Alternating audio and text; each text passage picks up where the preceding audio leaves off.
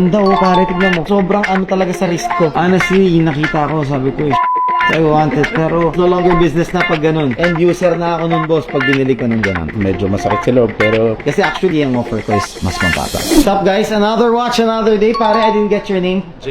Jay, sir, kamusta? How are you? Jay is here. He's trying to offer me something. Nakita ko na sa wrist niya, kaya hindi ko mapigilan kiligin. So this is one of the Grail watches that I've been looking for, pero I've already seen couple of watches, pero may standard ako, pare. I have really standard, high standard on this watch. Siyempre, kailangan ko i-meet lahat ng standard ko na yun. Alright? Sige. This is the Explorer 2 na vintage, or the 1655 or 16550 to? 1655. This is what you call the McQueen. This is one of the Grail na vintage.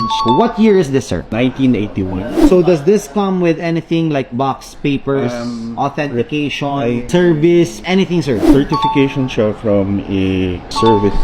This is the paper that I have. Caliber 1570 should be correct. Let's go to the $1 million question. How much? I'm looking... Wait lang, sir. Bago mo sabihin sa akin magkano to, saan mo muna siya nakuha? Reseller na rin. Is there any story behind this? Matagal ko na siyang hinahanap sa kanya. Pinahanap ko talaga siya. Bigla siya nag-text. May available siya. Medyo at that time, hirap ako. Tapos ito, with a better condition, yan ang kinuha ko. How much did you get it for? Got it for 950,000. You're not gonna profit from me. Do you need the money? Yeah, medyo masakit sa loob, pero... How bad do you need the money? Kasi actually, ang offer ko is mas mababa. Ganda oh, pare, tignan mo. Sobrang ano talaga sa wrist ko. This is really one of my Grail watches. The reason also that I'm not buying it is, pag nakuha ko na kasi to, wala na yung giggle na para hanapin pa siya, makuha everything. I wanna check everything. If it's okay with you. Sure. One thing that I've noticed, very polished na. So, hindi na siya ganun ka-sharp. You can always laser weld naman to get it back to the original. Yep, it's a 1655 reference. Just nagtik-tik na rin ako kasi medyo malaking risk ko eh. May look ba tayo dyan? Do you mind to share kung kaninong reseller mo siya nakuha? I think kilala niyo siya, Classic Watch Manila. Yun yung naisip ko kagad is Classic Watch Manila. Have you tried offering it to him? Not yet. Yung nga, pinahanap ko kasi sa kanya. Can we open this to check yung caliber? It's Patrick 69. Si caliber yan, Bo. Oh, pabuksan lang to check ko yung loob. Yep, it is a 1570, so we have a correct caliber for this watch.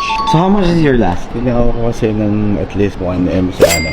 Oh shoot, I was thinking 700. Hindi kaya. So I would sell it the same price that you bought it for. Well, meron akong actually someone offered me a 1.3 but complete with papers kasi lang. That's an auction ready and auction worthy watch. I'm a little biased over this. I'll call some friends. Tawagan ko to si Jaime. Hello bro, kamusta? Busy ka? Alright, sige. I have here on my hand a McQueen na 1655. It's a 1981. How much do you think a watch only of this? The buyer is asking 950. Yeah, he got it actually kay MA eh. Diba? Halos same lang tayo. Thank you, brother. Thank you.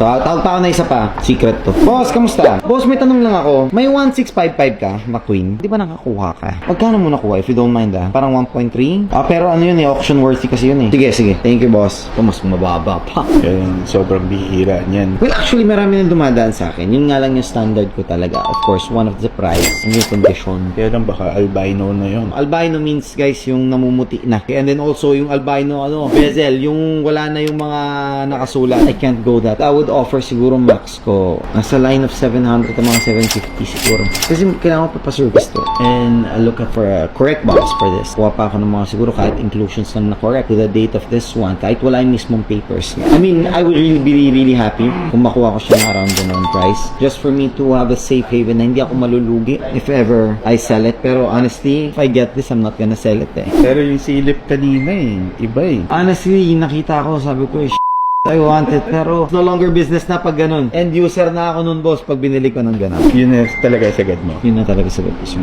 Like I was around 700 earlier, extended it to 750. I didn't like yung dent doon sa loob ng glass. Mo, I'm sure that you know that. Ano, hindi kaya. It's another one to look for an end user that really likes it. Pang collector talaga siya. Collector siya. Anyway, sir, maraming salamat. Thank you for your time and thank you for, letting me at least see the watch. Sabi nila, lahat daw nabibili ko na. Hindi lahat, guys. Hindi lahat nabibili ko na. Pero darating tayo dyan.